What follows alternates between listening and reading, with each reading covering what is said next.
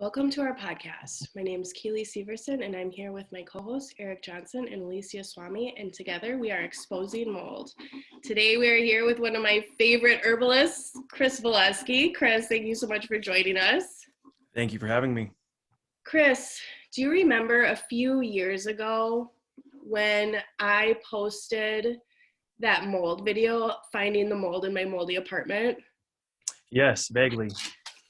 So you commented on that video and you said, Keely, this is why you're sick. Because I had been discussing my health symptoms in our private Chinese medicine groups, and you actually helped me get my hands on a formula that had helped me. And I was so surprised because when I found the mold, my first thought was, is this what's making me sick? And my next thought was, don't be paranoid, because I had never learned that.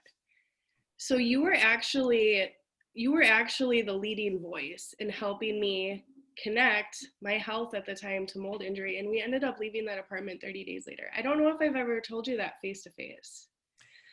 I've heard bits and pieces. I honestly don't remember commenting. Sometimes you just get on and you do a bunch of things and you're off. Yeah. So I'm glad it helped.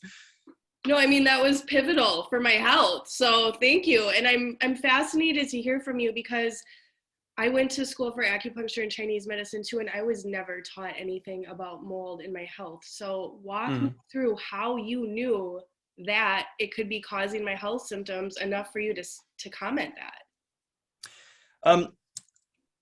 It's quite honestly very, very similar to how we might with any type of framework, right? So I mean, in Chinese medicine, we learn about this concept of dealing with, quote, damp environments. And if you read these ancient Chinese medicine texts, they weren't specifically saying mold, but they were talking about environments where certain pathogens would proliferate and get inside the body. So the language was a bit different, but it was very commonly known that you don't hang around in damp areas and damp basements, or you're going to get sick. And if you start to look at tradition in these very hot, damp areas of China, they've got tradition built into protecting themselves from this. I mean, from what they eat to how they behave with their lifestyle. I mean, going into Chengdu, China a few years back, it's an incredibly hot and damp place, and you almost can't get away from mold. And basically, they you get an Airbnb, and they have slippers there for you, basically saying don't ever walk barefoot, and use the hot tea kettle to boil water and cover the douse the toilet and the shower, and don't ever go barefoot in the shower. I mean, you see this kind of thing everywhere. Almost every food that you eat has got herbs in it that are antifungal and that keep you sweating, that keep you urinating, keeping fluid circulating throughout the body. So it wasn't always described as mold in Chinese medicine, but the same concept was there all along.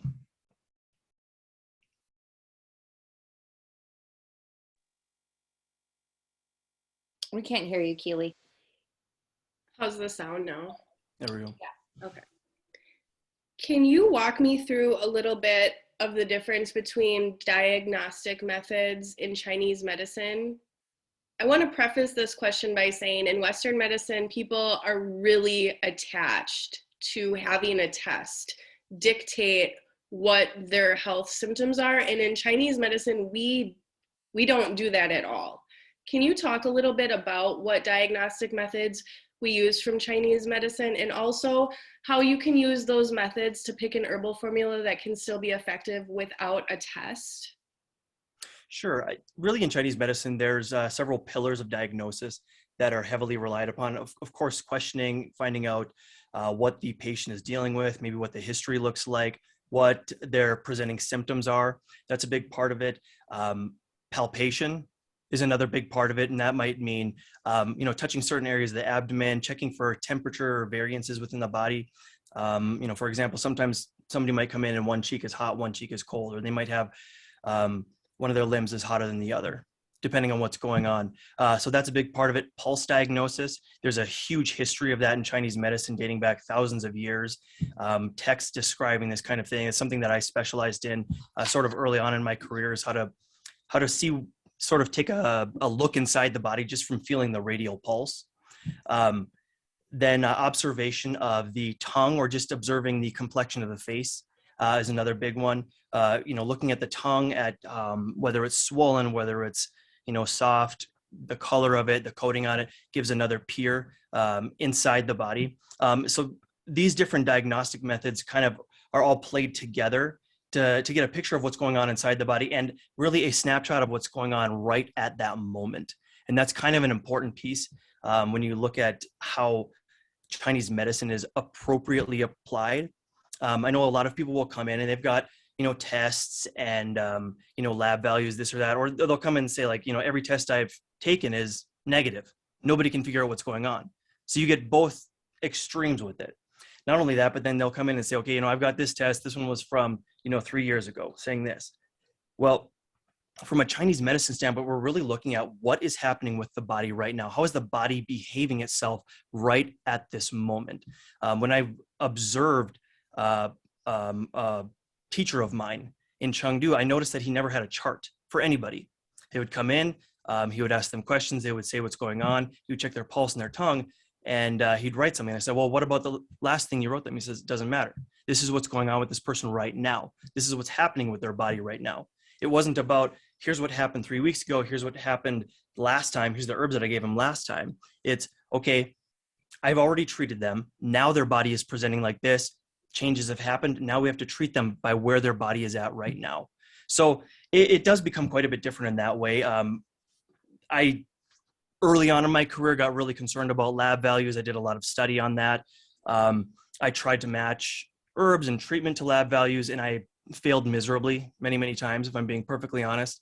And really seeing a good mentor of mine practicing this way, really without any of that, without any regard to any of these modern methods, I thought was very, very eye-opening for me. Because, we're talking about a guy who's sitting there treating 150 patients in a day, in an 8-hour day. And that sounds completely absurd when you try to think of it intellectually, but he's got people driving in from 6 and 8 hours away just because he's got this reputation for getting people better. And it's not because he was living in a city of 12 million people. I walked out and I saw other herbalists that were bored and sitting on their phones, or who had maybe 1 or 2 people in their office. And this guy's got a line out the door. And if you are not there immediately when your name is called, you lose your spot, and you got to wait another day or so just to get in. Very, very different application of medicine in that way. But the real key point there is, like a rude American, I asked him lots and lots of questions. I interrupted the process many times. I said, what about their lab values? What about this? Don't you care what the name of the skin condition is? He says, no, I don't care about any of that, because we already have a framework, a method of diagnosing what's happening with the body right now that works extraordinarily well and should not be adulterated in any way. Thank you for explaining that. Recently, we were speaking and you were explaining that Xiaohu Tong was the most prescribed herbal product in the world. Can you talk a little bit about what that formula does, some situations that you would use it, and maybe some situations where it would be contraindicated, just to give people an idea of how herbal formulas are used, and if they're used for one thing, it doesn't necessarily mean it's a one-size-fits-all protocol. Yeah, it's Xiaohu is it's a very, very old formula, and it is probably one of the most prescribed medicinals on the planet, and ahead of most of the drugs out there as well. I think, in Japan alone, they average something like 15 to 20 million prescriptions of it, something like that per year. And that's one country. The reason for that, it's a very, very balanced formula, first of all. So for most people, it's fairly safe. You can use it for a very broad range of issues, but the architecture of the formula really fits very well with a modern patient base. So if we look at it from a biomedical standpoint, it has effects on the central nervous system to help calm stress and anxiety. It's got effects to help break down biofilm formation in the body, which we know is a huge issue with any time you've gotten any kind of pathogen in the body and it hasn't been resolved appropriately. A very common example of this is people get a cold and either they take time off, maybe they take antibiotics, maybe it's a little sinus infection type thing, and they think they're better, but they still have all this mucus, and this mucus, or these will basically create biofilms, and they'll store these pathogens in their sinuses or wherever, and they'll just come back out later on. So Xiaohu Hu is one formula that's used to help break down these biofilms. Plus, it's balanced in the way that it's antimicrobial, very broadly antimicrobial, so antibacterial, antiviral, antifungal. Plus, it supports host immunity at the same time. So you've got this formula that's essentially attacking one of the primary causes of chronic illness, right? We've got biofilms, so it's helping break down biofilms. It's helping to eliminate the pathogen there. Plus, it's also helping the body to fight itself. Additionally, it works very well on the digestive system. It tends to promote peristalsis, tends to have harmonizing effects on the on gastric production in the gut. Really, there's books written on this particular formula, so I could go on all day. I mean, there's research on nephritis, chronic kidney disease, chronic liver disease. I mean, just a whole bunch of things. I mean, I use it from anything from fibromyalgia, autoimmune diseases, chronic postnasal drip. I use it extremely broadly, and as you pointed out, it's an incredibly safe formula. There are certain instances where you have to be very, very careful with it, especially in terms of herb and drug interaction, which is an important thing to be mindful of. But for the reason that it's so well studied and so well researched, I mean, over centuries, it's used probably more than just about any herbal formula in most herbalists' pharmacy. Thank you for explaining that formula, Chris. Sure. One last question before I turn it over to see if Alicia and Eric have any questions for you. Is there any formula that you can think of that you would use to prevent a peanut allergy or some type of anaphylactic reaction? Not within my experience. I mean, usually if I'm hearing of an anaphylactic reaction, it's a 911 call. It's not something I will play with. I haven't heard anything or learned of anything that would directly address that kind of thing. So it's not even something that I would take on with the knowledge that I have personally. Thank you. I figured if anyone would have insight into that, you would be one of the top go-to people to find out. So I've been trying to dig down to the bottom of that question in different herbal groups to see if anyone has an alternative answer, because I wouldn't expect one, but I'm looking. No, it definitely falls under one of those instances where, okay, I have great respect for modern medicine in that way. I mean, if somebody's having a reaction like that, no, I'm going to defer to that because, it is about patient safety and of course efficacy. There's a lot of things that they treat well, but then there's a lot of things that we treat very well as well. So I'm kind of in favor of an approach where we respect the strengths of each discipline. I'm a big fan of that too. I think one of the best things that we could do to serve herbal medicine is to make it clear when acupuncture and herbal medicine would be a primary choice over mainstream medicine, and really prioritizing when each is best used. Absolutely. And I think you will see this a lot, especially in areas where it's integrated quite well.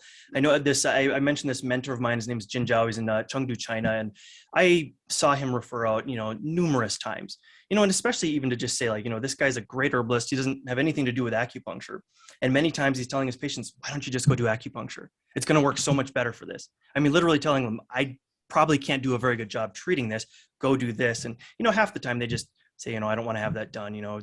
Some people from Tibet really didn't care for it. So they'd say, can you just give me herbs, please? He's like, okay, fine. But I think this would be better. And on the flip side of that, observing acupuncturists in the hospital there, people will come in and say, I've got this problem. They say, okay, well, you need an MRI first. So they go send them. And the amazing thing is about 30, 40 minutes later, they come back with their MRI report. I mean, it's rapid. And then they'll say, okay, looking at this probably isn't going to help you. So you're actually seeing them very realistically say okay, here's what we can do, here's what we can't do. And I saw that quite a bit when I was studying in China. It was fascinating. Very interesting. Thank you for sharing. Yeah. Eric and Alicia, do either of you have any questions for Chris? Yeah, I've got one.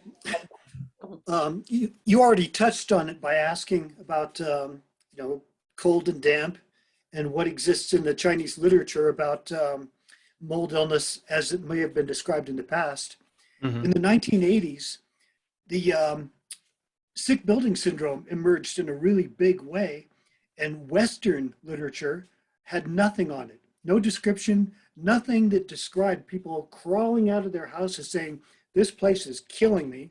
And there was no record of buildings being burned down, being abandoned, of people having to completely get rid of all their possessions, nothing like that. Is there anything at all like that in the old Chinese literature? Actually, I'm really glad that you asked that, Eric, because I think I've listened to other podcasts where you've brought this up. Interestingly enough, so this is going to sound a little bizarre, but there is a history of treating what they called, like demonic possession in Chinese medicine, or people that were possessed by ghosts.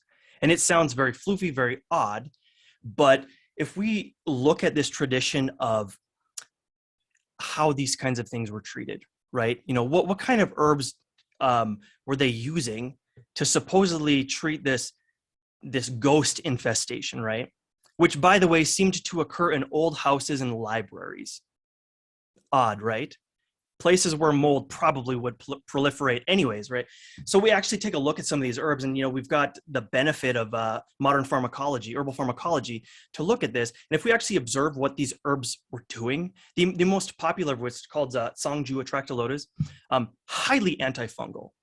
And it was supposed to, rid the body of ghosts. Like, I really don't think so. I think it was addressing the fact that they're getting mold and whatever pathogens in their body, and it was helping their body to deal with this issue. Now, the recommendation also at that time was get out of the damp environment, because if you continue staying in this damp environment, you're going to continue being sick.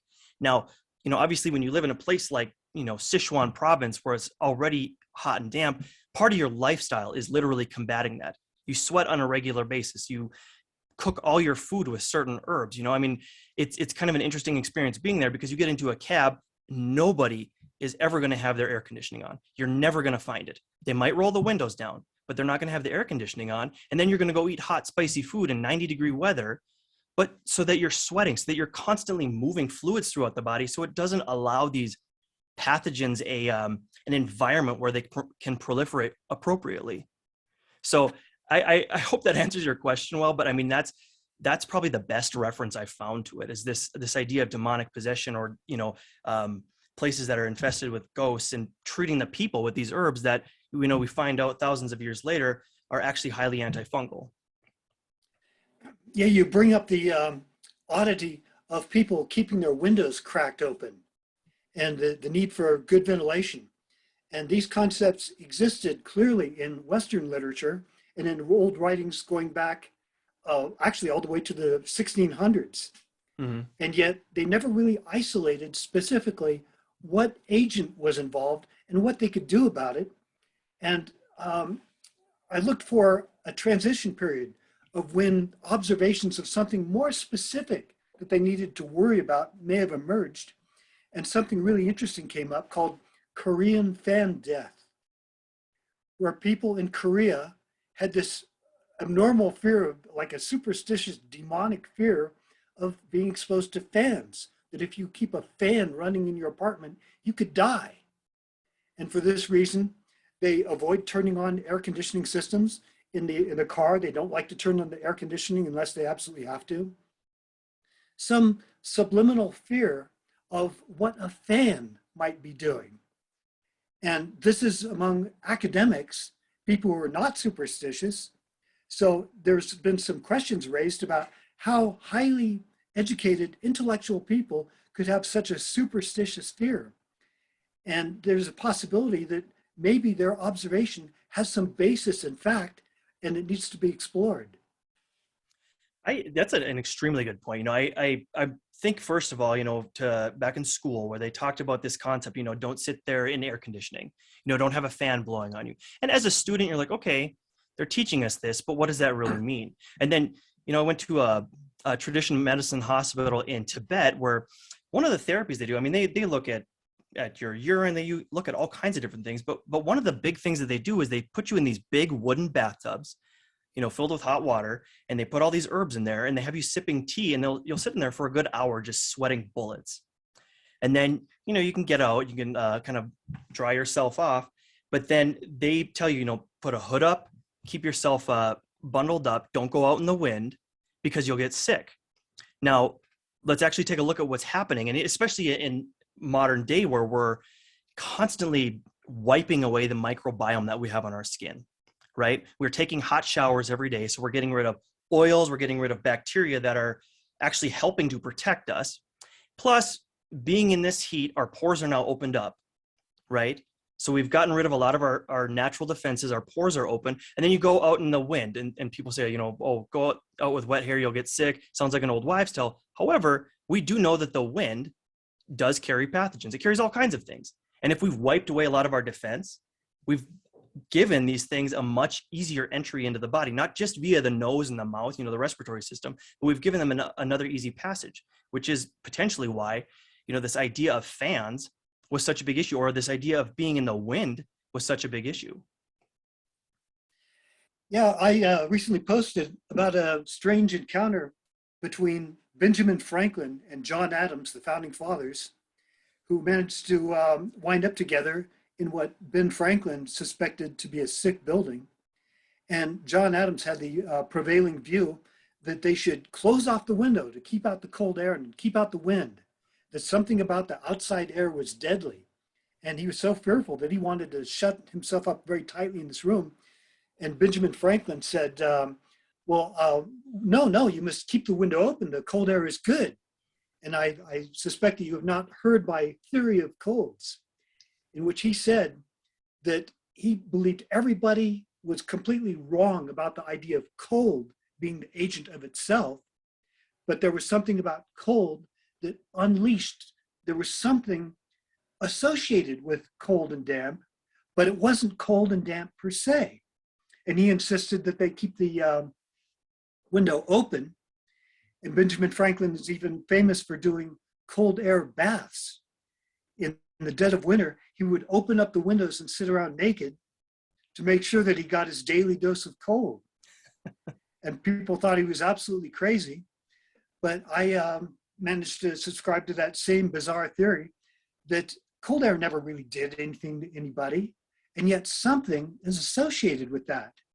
And is there a possibility that over and above the cold air itself, the cold and damp, that when this circumstance occurs, that fans and ventilation, ductwork, something brings out this effect in such a way that people can sense it. And that's what we need to focus on. And that's why these superstitious beliefs about heating and ventilation systems and avoiding a fan and avoiding cold exist. It's because people repeatedly make this observation, and yet it's never really been isolated such that you can use this information to avoid something when at the point of impact, when it's really affecting you the most. It's a very fascinating idea, you know, and of course, then we can start to consider what these conditions will be right for certain types of pathogens, you know, cold versus hot, damp versus dry type conditions, and which types of, you know, bacteria, pathogens, whatever, what type of environment they thrive in. This idea of damp, of course, was huge in places like Chengdu because that's what their environment is. So it's well known that, you know, you got to be very careful of the damp. Don't go, you know, staying in damp areas. Don't go sitting in a damp basement because, you know, they said that damp will get inside the body and obstruct, you know, your ability to the fluids of the body so that they won't move properly. It's a big concept that I talk about with you know, a lot of patients in general, especially if I know that they've been exposed to mold. I'll ask them basic questions like, do you sweat? You know, how often do you urinate? Do you have any urinary problems? Just to see, okay, is fluid being metabolized appropriately by the body? Are they swelling? Are, you know, many people will come in, they simply don't sweat. I even get some CrossFitters that'll come and say, yeah, I'll CrossFit, I'll turn red, but I just won't sweat. And that's important because, I mean, the sheer act of sweating is highly effective at helping us combat pathogens. We release peptides, we release lactoferrin, things that help us combat pathogens and biofilm formation, just from a natural act like sweating. And then we start to see the validity of, you know, these practices like, you know, saunas and whatnot, and why the importance of that kind of thing is so apparent. Yeah, that was reported by Sir Richard Manningham in 1750, where he reported on something he called the fibricula, the little fever, where people in Britain were getting this horrible undulant relapsing fever. And of the people who survived, it left them with an inability to sweat and a horrible aversion to change in the weather. The slightest change in the weather would make them violently ill. And it seemed pretty clear that this was a problem of the detoxification system, that some fearful agent had made them so sick that even the release of this toxin was so abhorrent that to let it out, to get it on their skin, would cause a reaction which prevented further perspiration. So the goal, of course, was to try to get this horrible thing out and increase perspiration in any way you possibly could, exercise, and they didn't have saunas. But this clearly was an observation that you could reach a point at which your own sweat could become toxic to you. And at that point, you're no longer detoxing, you're shutting down your ability to get well. Brings up a very good point too, because especially in cases like this, and when I see that there are manifestations on the skin specifically, we can't necessarily instantly induce sweating. We have to start getting other pathways involved prior to even doing that. Or even with common skin conditions like eczema is a big one, where you sometimes will actually promote this release via the exterior of the body, release via the skin. And at times I have to literally tell people, look, this is going to get a little worse right now. It's just going to, because this is part of the mechanism we have to use in order to get rid of this condition for you. And usually I try to do that in such a way that it's not very caustic to the person, or it's not very bothersome. And usually that means somewhere down the road in the treatment process where we've already started to address the condition. But in some cases, like as you've pointed out, I've got somebody in the clinic now that deals with such a nasty issue with sweating that anytime they sweat, their skin breaks out in this awful rash. They get headaches, they get infections from it. So they haven't been able to exercise for several years. So we've had to sort of work with these different pathways so that they can just do a normal activity like going out for a jog. Yeah, let me tell you what brought my attention to this. As you know, I'm a survivor of an extremely famous incident, the original Lake Tahoe outbreak. And during this outbreak, which happened on the north of Lake Tahoe in 1985, people got this strange flu-like illness and just couldn't recover.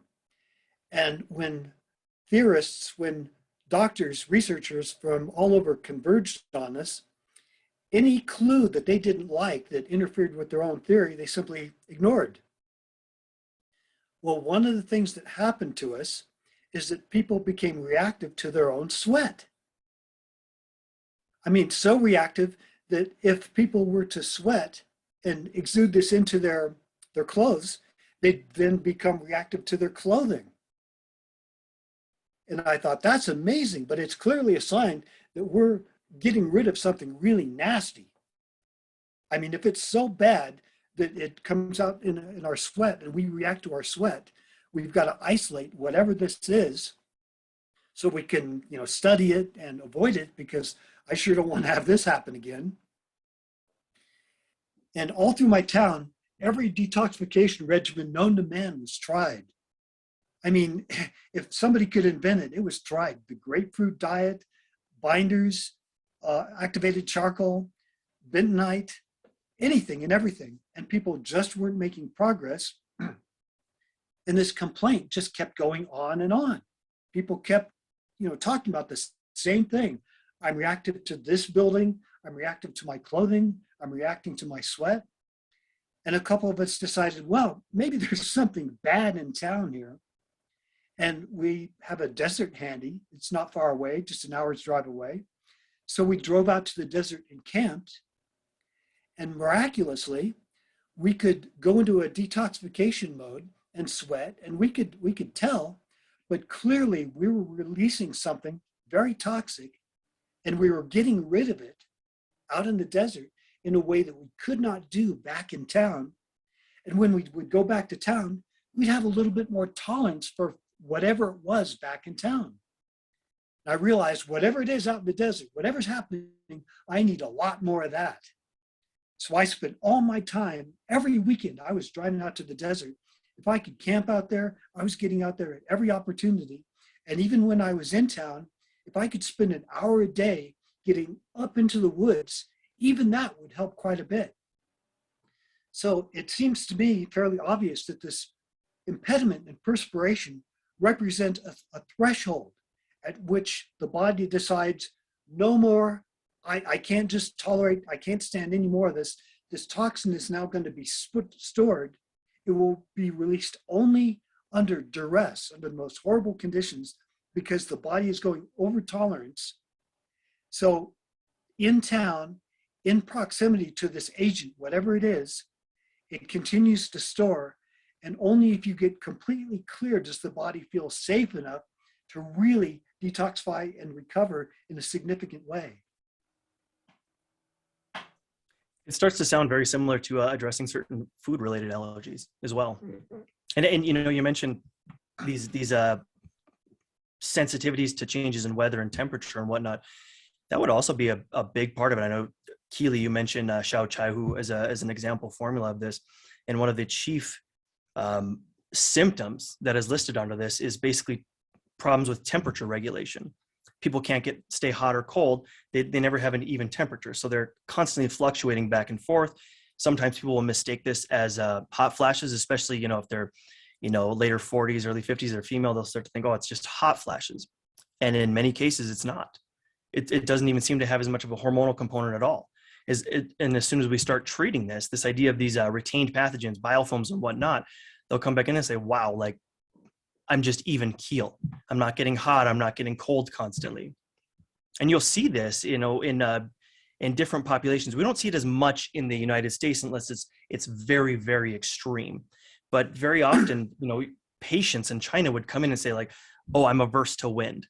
I can't stand the wind. They would literally say this, I have aversion to wind. And these are the literal words of these ancient texts is this patient will have aversion to wind or aversion to cold or aversion to heat.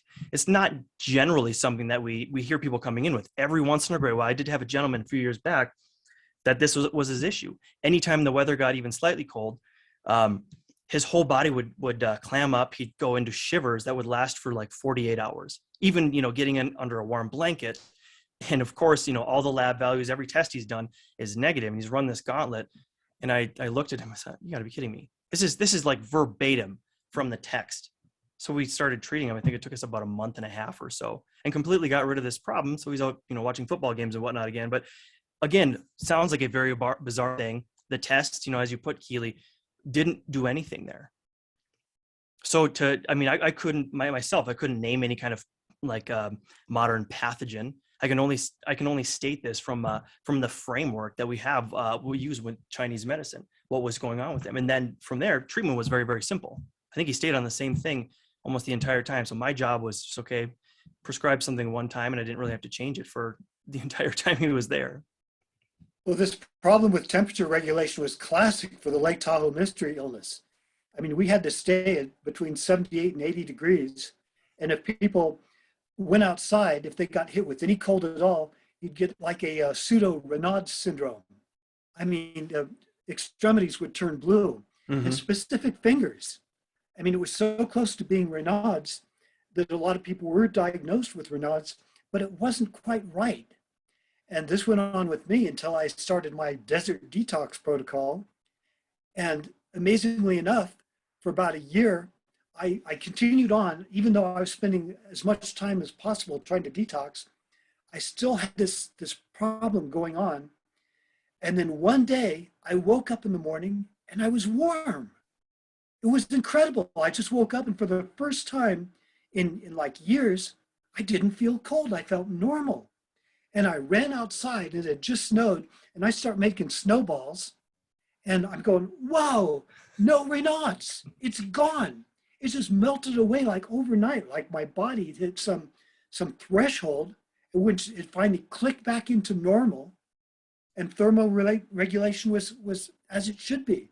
And I was so excited about this that I ran down the street to Dr. Peterson's office, who was at that time, the most prominent chronic fatigue syndrome physician probably in the world, people coming from all over the United States to, listen to his wisdom. And I start making snowballs and I'm throwing it at his windows, hoping that he'll come out and yell at me so I could tell him, hey, the mold avoidance worked. Really, I'm serious. Look at this, snowballs. But he never did. I did later go in and make sure to tell him about it. And I said, this mold avoidance is like a miracle. Whatever it is, the way this biotoxin, these substances from mold and algal bloom, because there was an algal bloom at the time, something about this threw us over tolerance. And by reaching this level of detoxification, my symptoms have improved so much that I can no longer be diagnosed as a classic case of chronic fatigue syndrome. So it sounds like what you're describing me with the people who have an aversion to wind and aversion to cold, the thermoregulation, all that, it sounds exactly like what I'm describing, just at a less focused form that enabled them to make observations about specifically what it was so they could avoid it and really do something. First, I'd like to cross-reference the police calls from that day on how many people reported a crazy man running around throwing snowballs at windows. But I think you highlight the point very, very well, Eric, that, I mentioned at the beginning of this that within a Chinese medicine framework, we're really treating the body where it's at that particular moment. So you may have lab values or whatever from months or years ago that are not at all pertinent. And what we're really looking at is how well is the body working? How well are these detox pathways working? And that's really the symptoms that we're looking at. I mean, are we peeing and pooping appropriately? How's our temperature regulation? Do we have normal thirst? That's a big one. And people just don't recognize that in modern day, whether they even have normal thirst. They either drink way too much water or they just don't realize that they're never thirsty. And it just doesn't come to mind at all. But again, like you said, you gave your body the freedom for these pathways to turn back on so that it felt safe, and it did its job. So we're really looking at, again, these natural processes and facilitating them. Well, I was somehow extremely fortunate to have been in the Army and had a background in biological warfare protocols, at which point we were trained to look for alterations in the environment where low-level contaminants would be present and treat emerging illnesses, bizarre rashes, a cold acting worse than it should, anything that was within a normal framework acting abnormally as a possible environmental alteration. And when doctors examined the Leigh-Tao mystery illness, they were looking within the body, within the human, within the various pathways, the metabolic disturbances they could find. And they did this to the exclusion of looking at the environment. So there was like a cutoff point at which they spent so much time looking at what they could do to help the patient get well that they weren't really interested in how, wow, all these people, they got sick in the same building. Maybe rather than look inside the patient, we had to look inside the building. So I applied that concept that there was an environmental factor that was overwhelming, and I managed to hone in on the sick buildings. But then we ran into the roadblock that multiple sick buildings had emerged at the same time. And when I reported this to Dr. Peterson and Dr. Cheney, the two researchers who essentially started chronic fatigue syndrome by calling the CDC out for help, their objection was, well, all those buildings could not have gotten worse at the same time. So that theory, no, it's got to be something in the body, something inside the person instead. I go, well, let's do a thought experiment. What if they did get worse? What would that look like? What you would see is otherwise healthy people coming into this environment, people with no track record of any illness whatsoever, and suddenly becoming ill. And if we see that, even though the buildings might be widely spread, this would be a sign that this is an environmental alteration, one that transcends the idea of looking inside the body, and you have to switch over at that point and look whatever happened to the environment. And I believe that the algal bloom, the harmful algal bloom, the cyanobacteria, was that overarching effect that for a time, my geographic area at North Lake Tahoe was subject to an amplification of biotoxins. And that shifted the target over from the patient to looking into the environment. And some of us who went to the desert stumbled into this fact. Yeah, there was something that crossed the line where we have to switch over and find out exactly what it is that we can address in the environment. And a lot of that comes down to specific molds.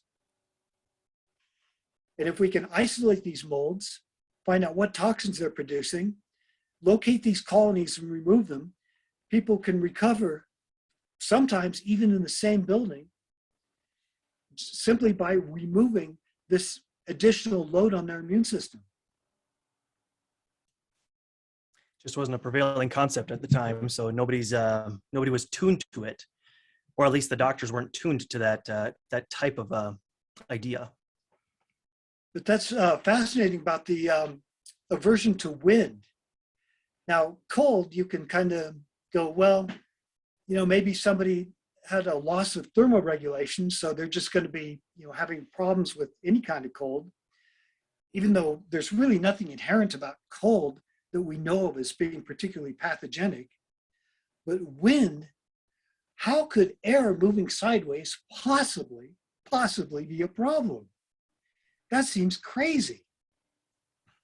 But when you look at Korean fan death, this insane belief that a fan might actually be doing something, to me, this suggests that putting air through a venturi, the sudden acceleration of air might be altering something in the air in such a way that something that wasn't particularly bioavailable or pathogenic prior to entering that venturi suddenly is bioavailable.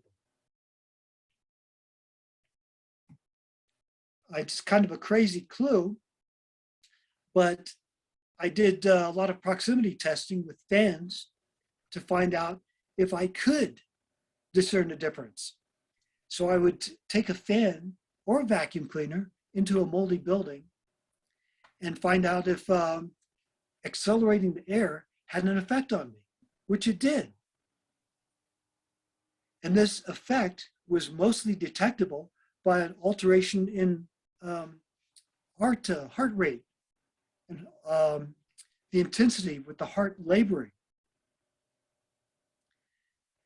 So it's kind of a bizarre clue, but that's the one that I'm concentrating on because it's so fascinating. It's so bizarre. And now that I hear your description of it, it does seem to be vaguely represented in other cultures and even in the old literature. And it's something that people have been sort of pointing at for a long, long time, but not really attaching it major importance to until quite recently. I think you kind of caption an issue that, we see not only in the West, but quite honestly within the framework of Chinese medicine as well, because I think even as, a Western studier of Chinese medicine, some of these concepts initially were very foreign and kind of like, that sounds a bit like superstition. And that's probably what some of these doctors had thought at that time as well. Is like, oh, that doesn't make any intellectual sense. Fast forward a ways, and then we realize that, okay, actually this does make quite a bit of sense. But it's kind of interesting to note that, and that we had this cultural context that might sound weird or off, but there might actually be some validity to it. We just haven't figured that out yet.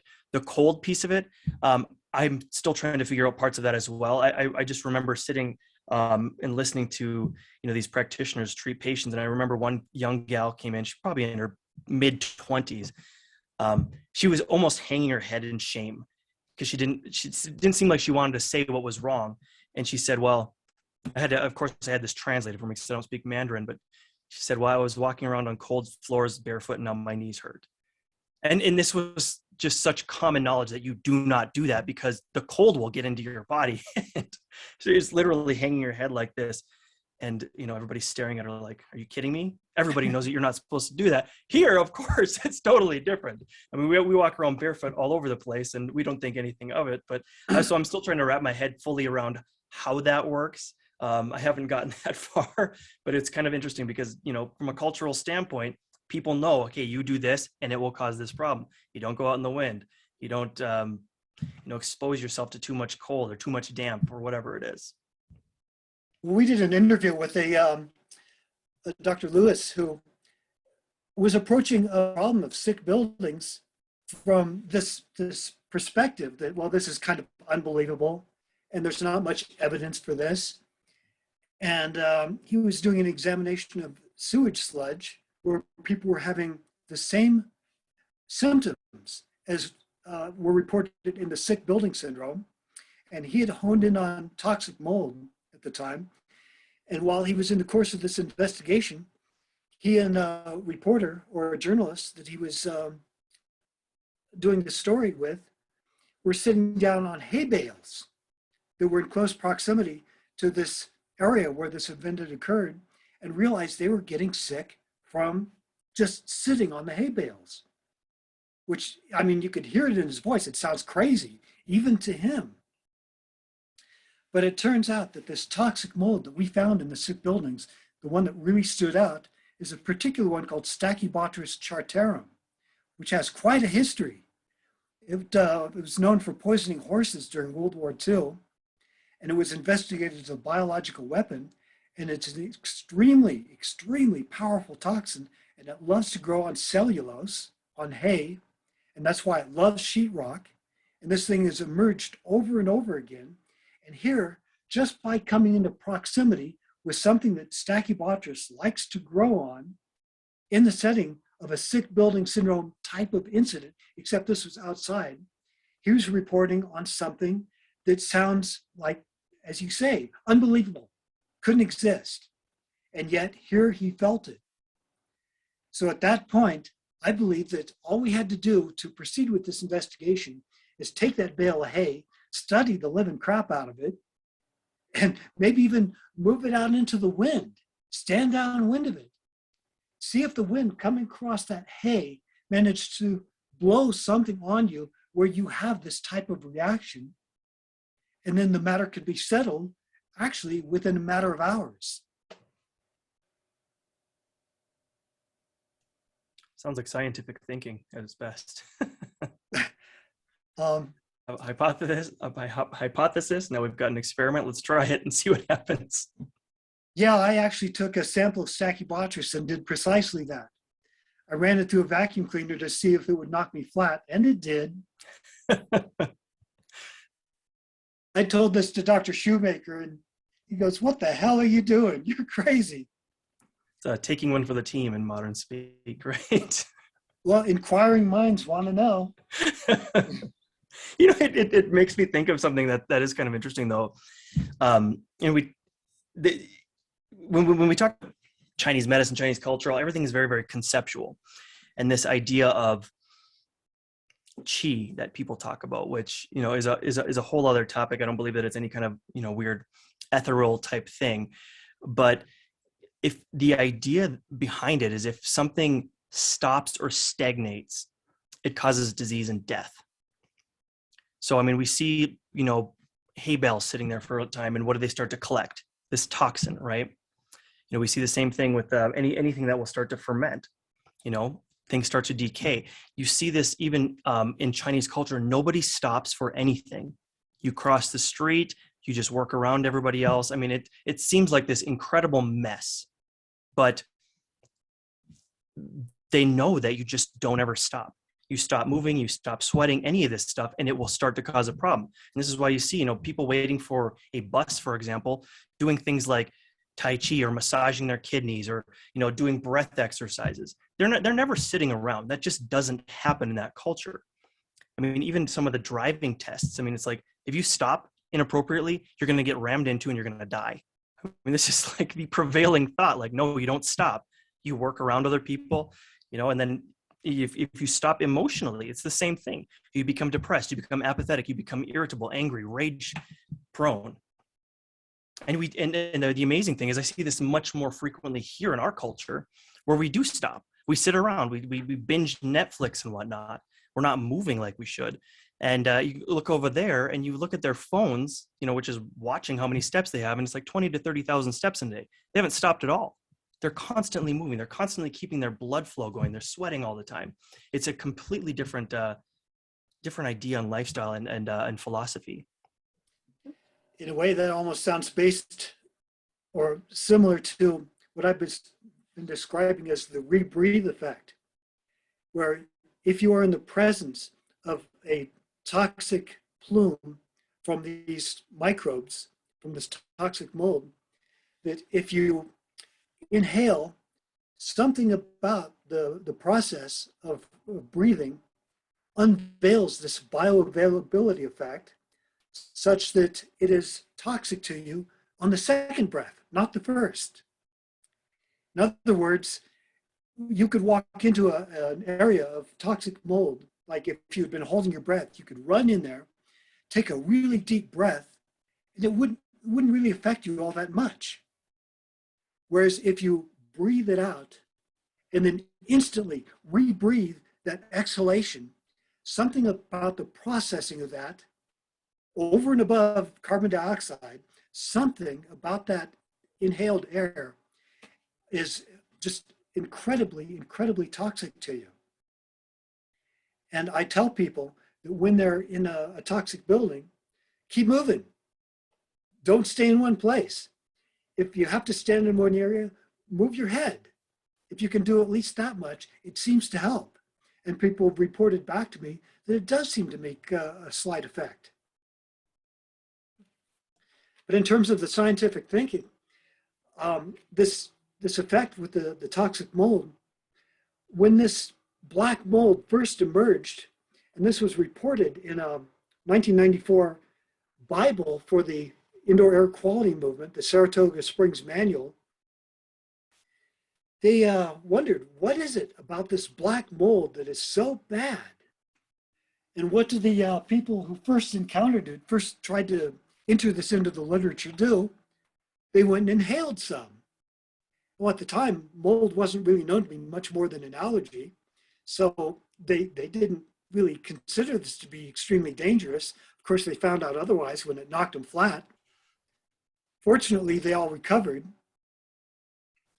But to me, that was such a simple and basic thing to do that I'm amazed that this process of trying to find out exactly what it is clearly described in the indoor air quality literature, and the reports. I mean, their effects, it was documented, and yet somehow this gets shunted aside and doctors fell right back into, do we have a test for it? No, of course they don't have a test for it. That's why these volunteers were doing that, because it was not in the literature.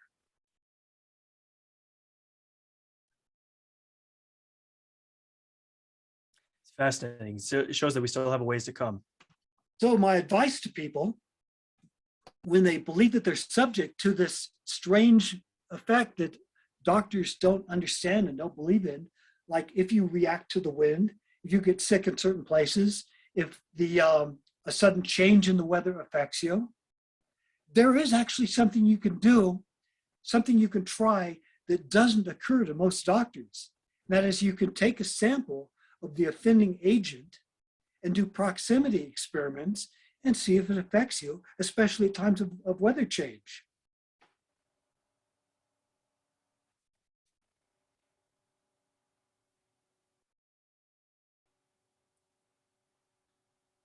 So at this point, we're still trying to get doctors to listen to us because it sounds like something supernatural. But I believe, as you mentioned with the qi, that there really is a very specific scientific effect going on here. And that's described in Dr. Robert Becker's books, Crosscurrents, where he did experiments on salamanders that can regrow their limbs. And this ability to regenerate was completely dictated by a DC electrical current generated in the nervous system, and he could stimulate it by microcurrents and cause quicker regeneration, or by reversing the current so the polarities in the opposite direction shut off their ability to regenerate. And this primeval system still exists within the cells. It's overlaid by more sophisticated neurological impulses. But Dr. Robert Becker said that this effect is still inherent to each and every living cell, and it all has to do with direct current, with the polarity of the cell, so that you can reach a certain point where your body is so impaired, where the ability to send a proper current through the cells switches off and reverses itself. And it may be what faith healers do, the people who heal by touch, is they use their healthy current, their normal polarity, to send it through these points and stimulate the nerves like a test, like a shock to the system, to see if you can get the polarity moving in the proper direction. And if somebody's on the edge of health, if they've detoxed to a point where they're just right on the edge of being able to accomplish this on their own, what a healer does is apply this current and shock them into the proper healing mode. How cool is that? It actually sounds very, very similar to concepts found in electroacupuncture, where we use, specific frequencies to neuromodulate areas, or you might use a specific frequency on the knee, for example, that helps to generate cartilage, or other frequencies that are used for things like labral tears that, will respond to a very specific frequency. You'd use one in certain cartilaginous tissues, but you might use something different for muscular type tissue, or something different for a nerve, or even there's frequencies that they use for helping to, quote, cleanse the blood of things like viruses and whatnot. It sounds very, very similar to what you're describing. It does. And if we can move this from being viewed as something supernatural and, without basis, into a sound scientific concept, then we can get mainstream doctors to look at it. Fortunately, I think we are getting there. I mean, there's some people holding on a bit still, but you start to see this this proof in the pudding, so to speak, by how many people are starting to use therapies like this. And because they've realized that, okay, my doctor's great, but they are limited. They've got strengths and weaknesses like anything else. And we see, especially there was a study some years ago, maybe 10 years ago now, gosh, that's a long time already, showing how fast some of these therapies are growing, and just growing at this exponential rate. And probably because people are not satisfied with the level of care that they've been getting, whether it's, mold, musculoskeletal injuries, whatever it is. We've realized that, okay, there is limitations to the form of medicine that we've, sort of put our faith in God in. And people are really searching hard for it. And thankfully, we've got things like this that are filling a lot of these gaps. Yeah, my problem is when I approach researchers, top researchers at Stanford and Harvard and various other institutions, and try to propose looking into some of this stuff, they go, well, you have no basis in science. There's no reason to look because it's not already in our literature. And I'm going, that's the reason why you want to look, because it's not in your literature, because this effect exists and people are reporting it and you have no explanation for it.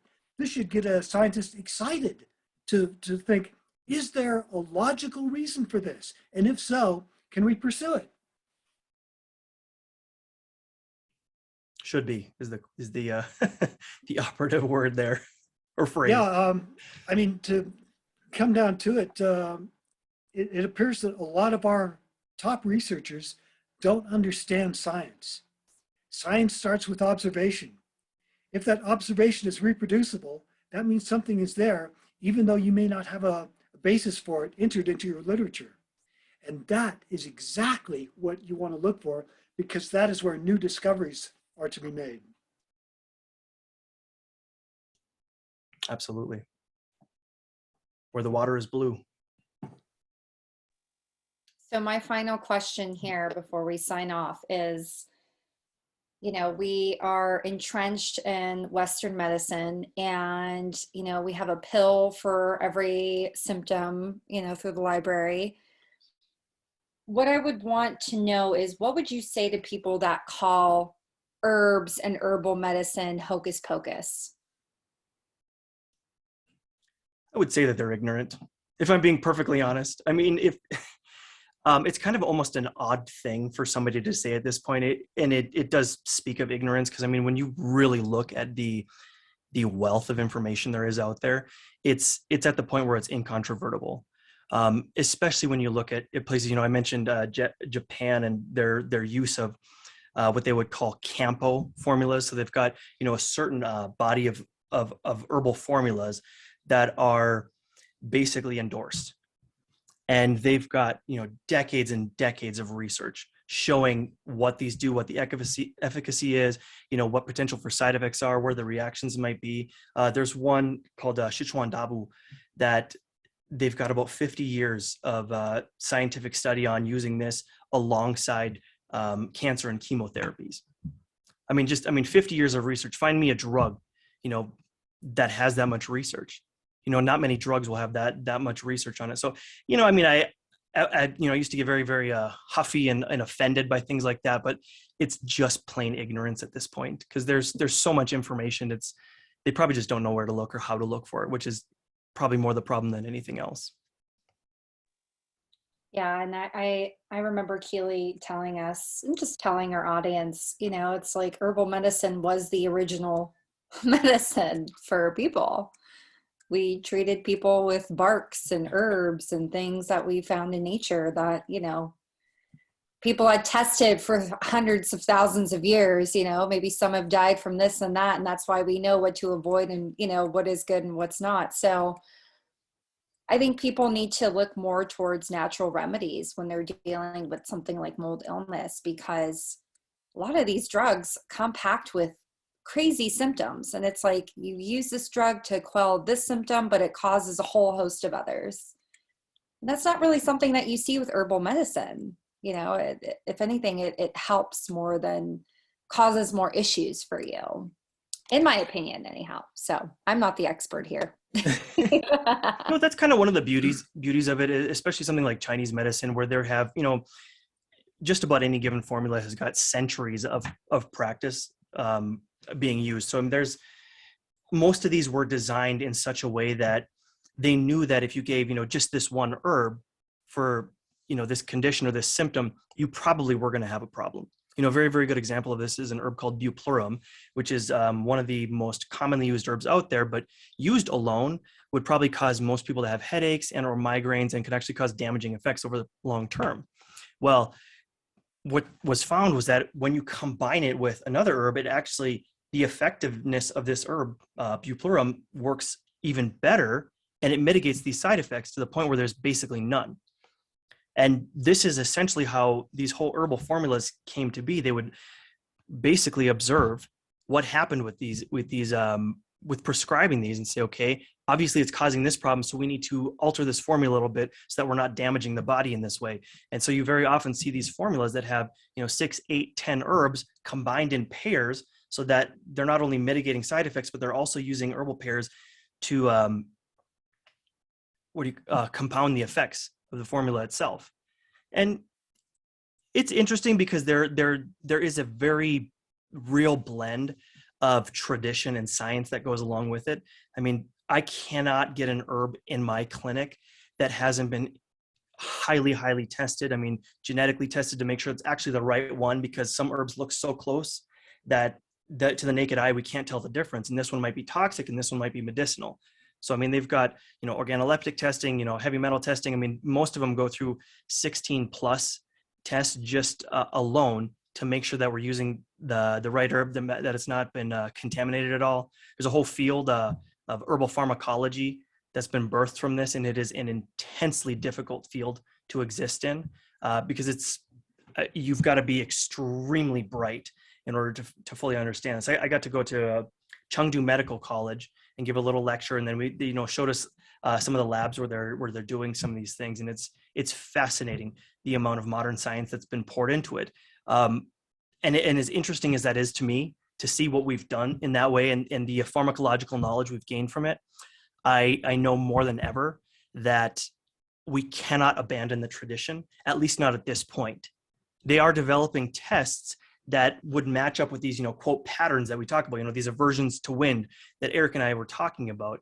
At this point, they're extremely cost prohibitive and quite frankly, not necessary. I can't imagine spending thousands of dollars for one test when we could have just, given a, $50 or $60 prescription of Xiaohu, like Keely mentioned, and we'll know within days how they're doing and know that, the odds of harming them with it is nil. Yeah, I mean, just the sheer amount of complaints we see on Facebook groups or just other groups where we serve patients, they're just taken aback by the cost of testing alone. It's like not even treatment. And I mean, Keely, I'm sure, has gone through it. I've gone through it, thousands of dollars of tests, and I'm still sick. And then I go to Eric, and Eric's like, well, do these few little things and see what happens. And I'm like, okay. And, when you're desperate, you'll do literally anything. And Keely sends me herbs. I'm like, okay, and I try all these things and my life is completely changed. I'm still alive. I'm still here. I have the energy to be enthusiastic and optimistic and start a group, with Keely and Eric and educating people with these simple tactics and utilizing traditional medicine like herbs. It's astounding. And you have to wonder sometimes with these people that, claim to be experts, whether they're really trying to help or are they really just trying to make money, to push their tests and all these crazy protocols that, per bottle, $250.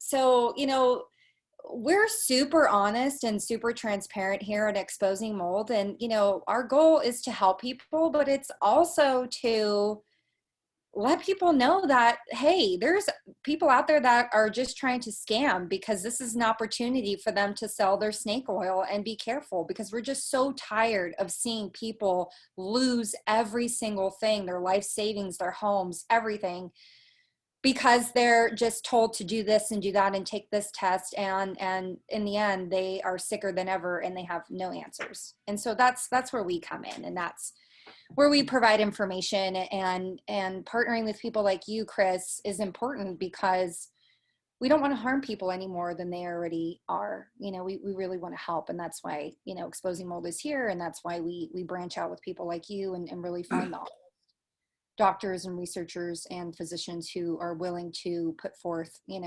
their effort to help us and in turn help people. So.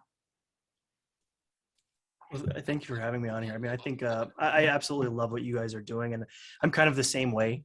I am honest to a fault almost in my clinic, where people say, have you heard of this? I say, no, never. Have you treated this? No, I have never treated that.